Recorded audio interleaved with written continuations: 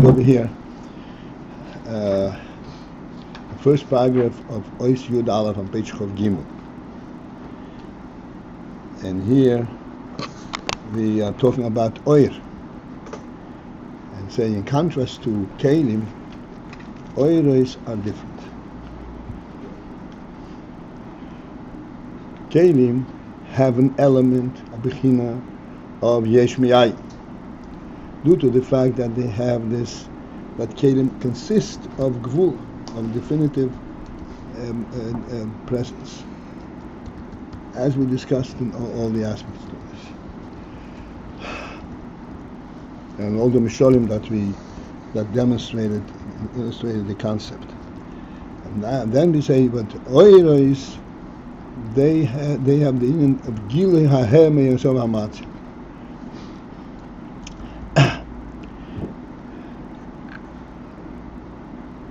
A little further down, just want to point out the first line on this in this source. Aval ha'oiros da'atzilos hareihem bivchinas gilei haheme and so hamatzi. We always point out that bivchina seems to be a very common presence, but it has a very profound meaning. Bivchinas is not just a manner of speech. And again, bivchinas, those who know a little bit in Digduk, bivchinas means they are within that realm. In other words, we're not talking about the origin of the oiros, where they're coming from. The origin is everything is only one source, Motzurisha. But as it progresses and it develops and becomes a mitzias, you can't tell on it that this is representative of Motzurisha. So bivchinas gilei ha'ela means that this gilei ha'ela me'idin shel hamatzil, this is what defines what the oiros are on a continuous basis.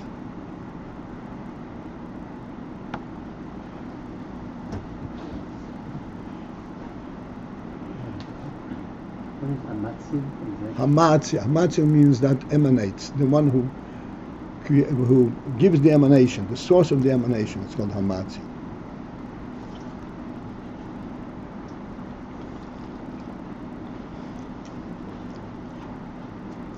We cannot repeat this often enough, enough times, but slowly we hope in Mitzvah Hashem that it should settle in our mind. And when it says Gilei ha'ela me'idin shel hamatzil, it means that even as it is in the state of being an oir means that it gives, it is like I say, a ray. It illuminates with a certain quality, with a certain color. Like we say, there is the chesed, gvura, tiferes, it illuminates inyonim that are internal to Ein Sof, but nevertheless there are many oiros, which means that this is the relation of everything that's contained in Ein Sof. It remains an inyan that is not speaking about itself, but it's speaking about the oiros of Hamatzi.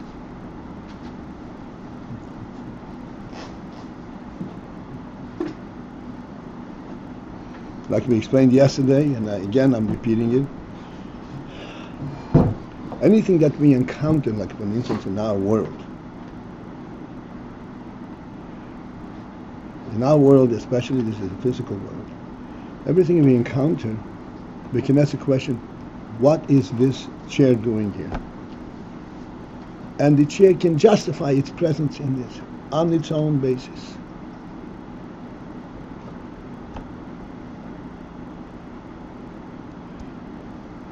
This is merely the view of it on a very low level. There's clearly a broader and a deeper and a higher significance to it. The question is, to what extent is it representative of the higher significance, and to what extent is it represent itself? It justifies its presence on its own merits. The oiros are bibchinas gilu hahelam Ein Sof, means that they don't justify their presence on their own merits. They retain the inyan of gilu hahelam. What justifies my presence is because it's Ein Sof Hamatzi.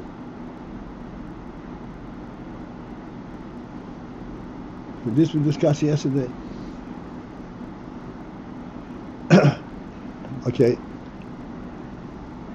And so then he gives a motion for this. The flame that is connected and bound with the coal, the flame is a complete, speaks of a flame, but the flame is representative, doesn't have its own presence at all.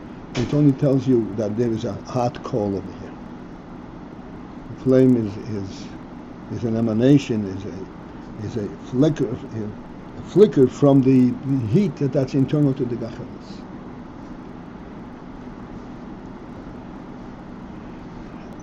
Then finally, we came to the point, and this is where we're up to, that the kav, he says, although that the kav, this is the oiros that come, that are emanating after the tzimtzum.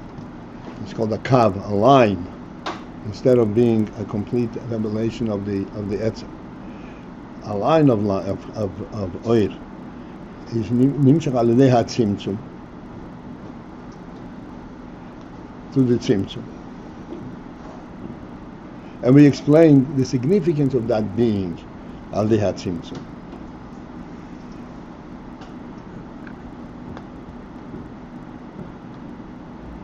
Because and the significance of it is that the tzimtzum has imbued into the oir an element that did not exist before, and that is that the tzimtzum, the process of the tzimtzum is that you remove the oil completely and then reintroduce it.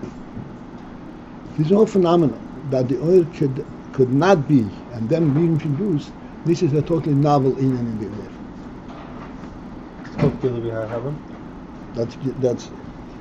This is Gilui Hahelam.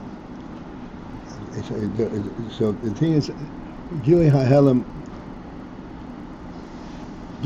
itself is even a higher inyan. But when they say tzimtzum, al yedei hatzimtzum means that this has introduced into the oil another phenomenon. That the oil now is a novelty. There was a moment where it wasn't, and now it is. And I explained yesterday that this inyan, that the oil was removed and then reintroduced, is a necessary aspect in the whole process of creation, because the world, this is what creation is. Creation means something that did not exist. Yesh mi'ayin, did not exist, and now it exists. That can only come to be by first introducing that in oil. Although the oil, although he says that it continues even after the tzimtzum, it is a reintroduction of the original oil. Nonetheless, there was an interruption in the middle. It is true it was reintroduced, but reintroduce is not the same as coming straight forward.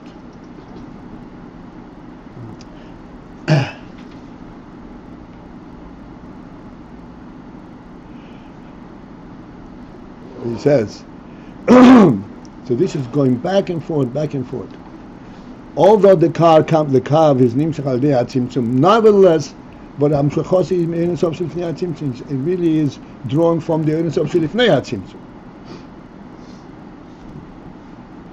What is the emphasis of Lifnei hatzimtzum? Lifnei hatzimtzum, there was no such thing as not being. It is directly connected to the source. This oil had gone through a process of interruption. but then reintroduced. And where does it come from? The reintroduction, representative of the oil that has that was not affected by the tzimtzum.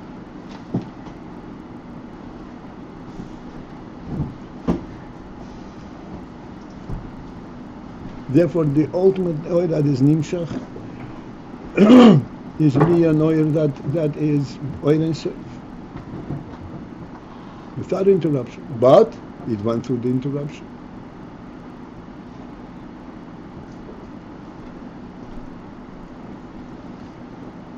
Which means that, as I said, everything has an effect in oil especially. Which means that even though this is the same oil, but it has an indelible mark on it that it wasn't and now it is. It wasn't what? It was not at the moment. There was a moment that it wasn't, and now it is. Because that it has this indelible mark, therefore the oil recognizes internally that the possibility of not being exists. And this is why it is able ultimately to be established in keilim. Keilim don't have oil.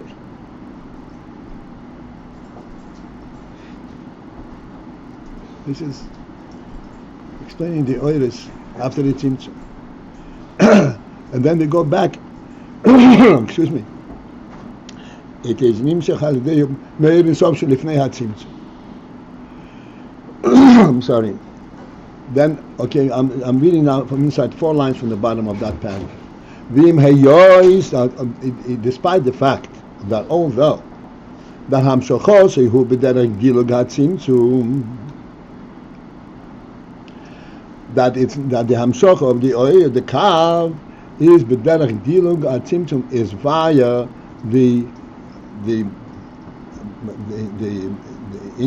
spring of the jumping across of the tzimtzum. Dilug means jumping across.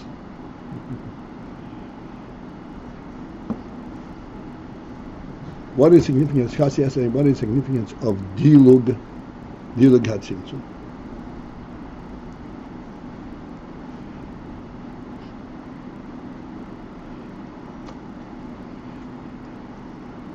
These are fine thoughts, and I'd like you to understand. Dilug, there is an interruption, like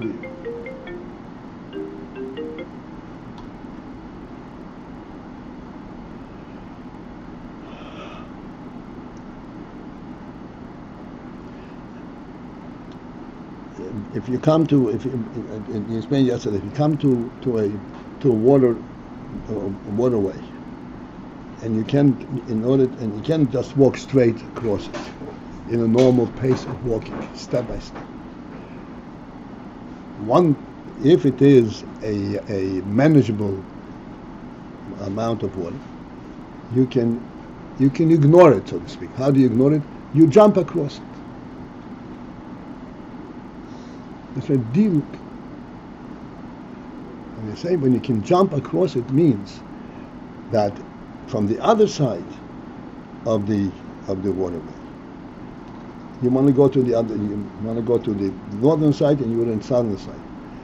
From the southern side, the northern side isn't that remote that you can't reach it. And you have to recognize the water, you have to wade into the water. You don't have to wade into the water. You can skip the water.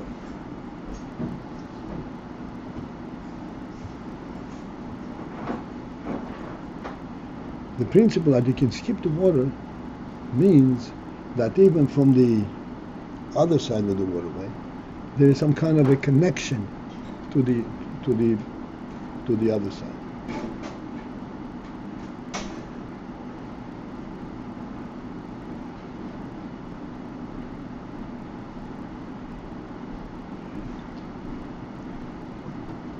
If you went through the water, you would not have that connection. If you have to wade into the water, then the water becomes your abode. This Indian, that there is a possibility of dilug. I want to explain again. Every word over here needs a home. We explained recently the principle of a home. And we explained that a home is not just a functional element, where a place where you can put things down and so forth. A home is something which is compensated, completely fits the human mind, the person, where he feels totally comfortable, where he can surmise the entire home in his own mind. That's a home. As an example, if you offer a person the Empire State Building as a personal dwelling, as a silly yisahara, says, yeah, of course, I want it. But then when you come to it, you get lost in it. You don't really have a dwelling. You don't really have a dwelling.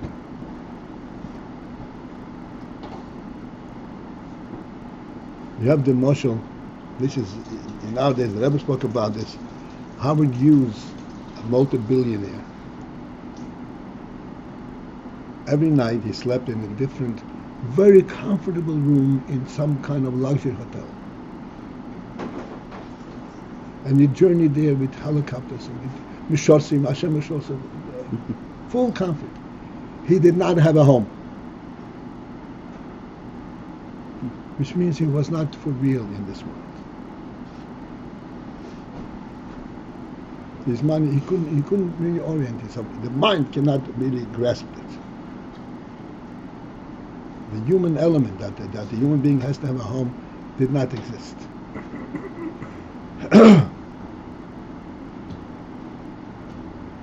So when we say derech dilug hatzimtzum, even though it's a tzimtzum and there's interruption, but in order to undertake the task of hopping across, skipping across from one side of the cliff to the other side, it has to be within the human grasp. This is not just a physical prowess.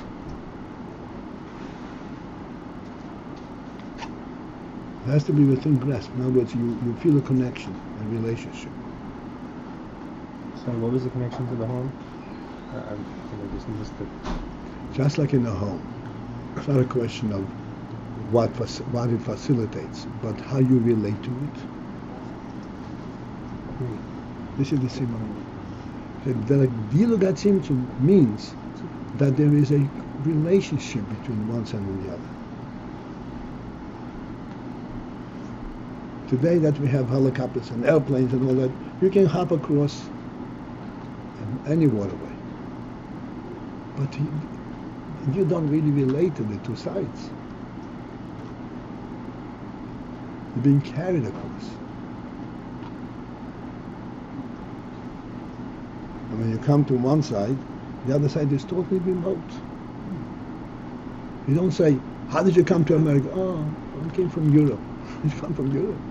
Where is Europe? Jump. Huh? A jump. It's not a jump. There's no correlationship. You didn't come from Europe. You landed here somehow.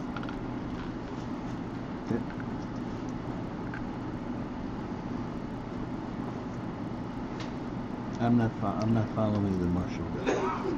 The dilug hatzimtzum means that there is, yes, inside there is an interruption, the tzimtzum, but the tzimtzum is skippable. The tzimtzum is skippable.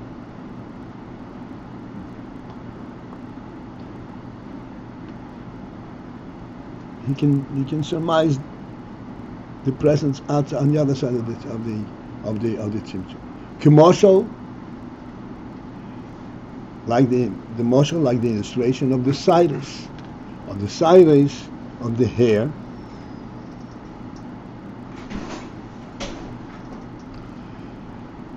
Al the hefzer hagulgelis.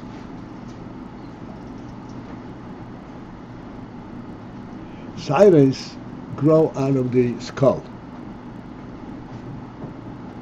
They don't grow out of a skull. They are stationed in the skull. But what makes the sides grow is the chayas of the moyach that's inside the skull. But the phenomenon of the sides, which is hardly alive compared to the moyach, it's a non-living thing. Moyach is the most sensitive part of the human being. This is where the neshama is stationed. The cyrus, you can cut cyrus without even feeling it. Yes. Why is the hair on the head used as partial? I mean, is it any different than the brain affecting any hair all over the whole body that grows? Since the brain is the source of all growth in the body, what's the Okay, Yitzchak. Every other place where the hair grows, it is connected, see, on the arm. The arm is a very sensitive part. You can't pinch it. It hurts when you pinch it. The arm is sensitive. Very sensitive. And you can't just tear a hair out of your skin without hurting it. Right. The skull does not demonstrate any aspect of life.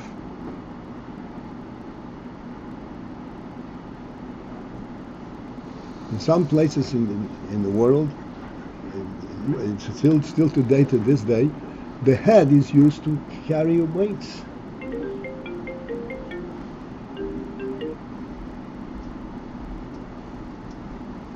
Not the head, the skull.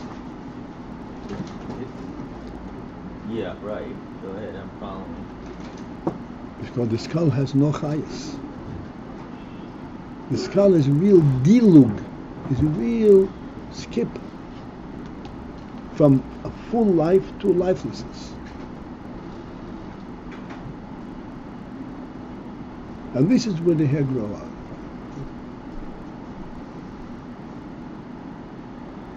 Every other part in the body, I understand your question, but beside the question, let's try to understand what this is.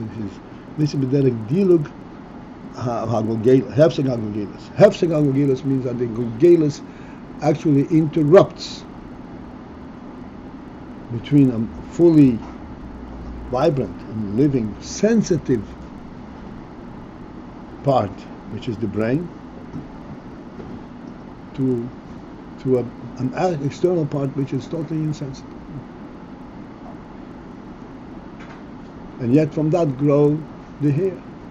Where does the skull have the ability to grow hair? So it's going back and forth.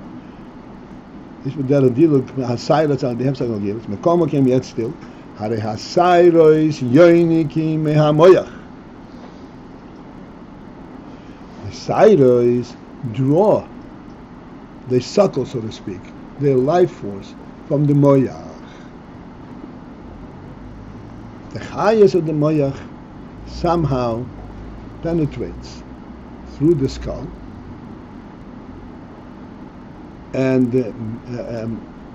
manifesting itself, this chayas, in the form of hair.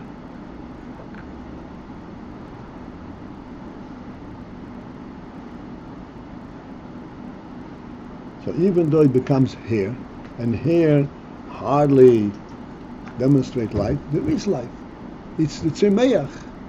Tzemeach is also life.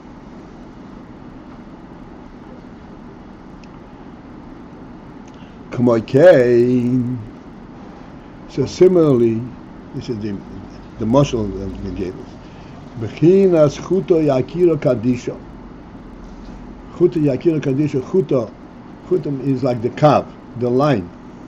Chut means a Wire. A line, a thread. Yakiro, the precious. Kadisho, the holy thread. The ikri mazel, that is also called mazel. It's called mazel. The chut yakiro kadisho is called mazel. Hareihu bibchinas dveikus be'oir ein soy baruhu.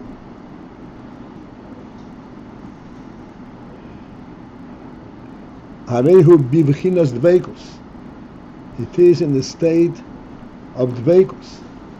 This chuta, even though it is external, after the tzimtzum, and its connection to that which is the early fnei tzimtzum is al the hefsek al golgelas, a complete interruption of lifeless of a golgelas, protective shield.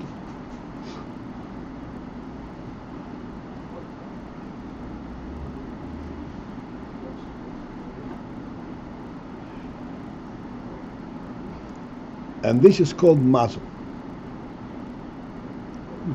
Let's discuss for a moment the Inyan of Ikri mazel. Since he mentions it, we can just skip over it.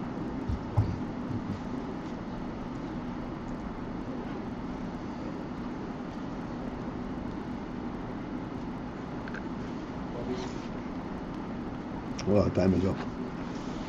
Just very briefly. Mazel. Well, everybody speaks about mazel. What kind of mazel do you have? Mazel. The phenomenon of mazel is, on the one hand, you say it was caused by the mazel. On the other hand, mazel is a totally elusive thing. Where does it come from? What's your connection to the mazel?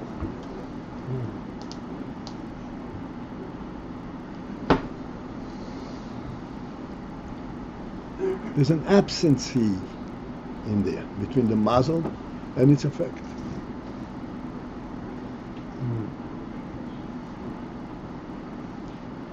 You walk in the street and you need to make a certain contact. And the Rebbe Shemanu said the mazel that you should meet the right person on the subway.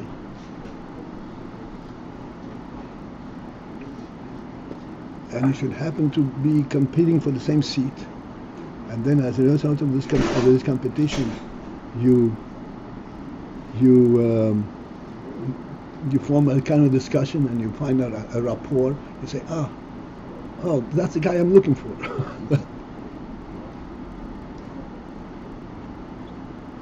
This is it for this morning. The Rebbe told the particular chassid to Chassidus, even though the people didn't understand it, the Mazlai Chazi, that the Mazel would see, so it's, you can't see the connection, how they were going to have to be affected by this. But the neshama speaks through the space, through the skull, from the neshama from its abode all the way down to the body.